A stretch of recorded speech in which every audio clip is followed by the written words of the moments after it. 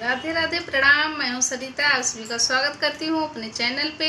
कैसे हो आप सब लोग? कमेंट में जय माता दी लिखिए। आप सभी के बीच में मैं एक छोटा सा देवी गीत लेके आई हूँ। गीत कैसा लगा कमेंट में ज़रूर बताइएगा।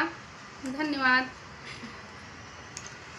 पूरब ही देशवा से आवेला सुगनवा हो के हो चलिना काशी गंगया सननवा हो के हो चलिना काशी गंगया सननवा हो के हो चलिना पूरब ही देशवा से आवेला सुगनवा हो के हो चलिना काशी गंगया सननवा हो के हो चलिना काशी गंगया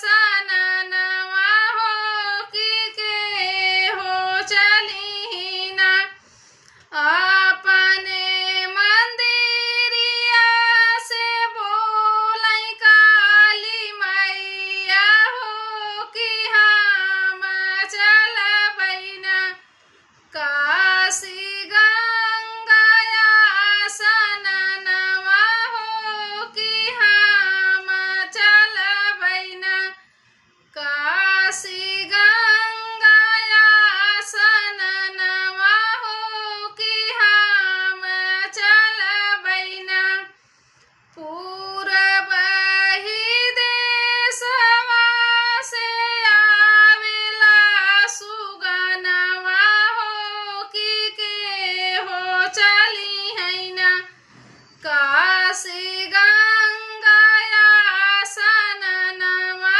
हो के हो चलिना काशी